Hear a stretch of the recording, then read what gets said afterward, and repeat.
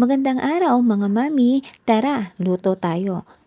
Bago nga pala ako naghimay ng ating mga gulay, ipinirito ko muna yung isasahog nating tilapia. At eto nga, sinimulan ko ng balatan at himayin ang ating mga gulay. Meron tayo ditong malunggay, kamote, bataw o yung tinatawag nilang parda sa Ilocano, kulitis, at syempre nilagyan ko din ito ng kamatis at sibuyas.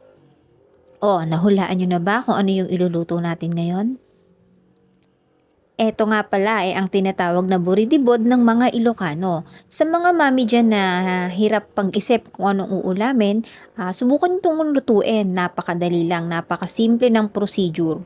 Tiyak na masusundan nyo ito kaya't panoorin nyo hanggang dulo.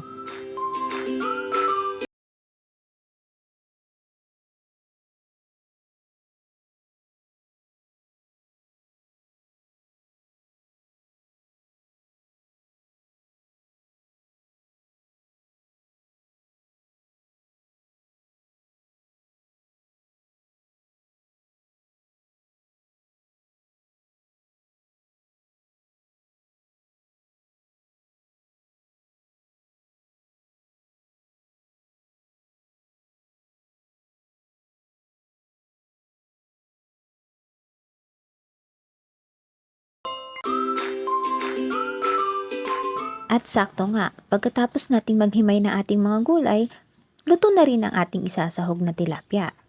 Ngayon naman nagsalang tayo ng kasirolang may tubig, lagay natin yung kamote, tsaka yung sahog. Pakuluin natin.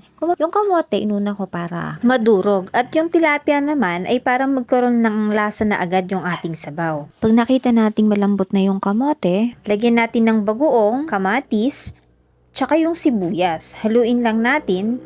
Kung mapapansin nyo din, wala na dyan yung tilapyang isinahog natin. Hinango ko muna siya mga mi kasi kapag pinagtagal natin, baka madurog siya. At nung okay na nga yung kamote natin mga mi, medyo durog-durog na siya, nilagay ko na yung malunggay. Wag din natin masyadong i-overcook yung malunggay kasi hindi siya masarap.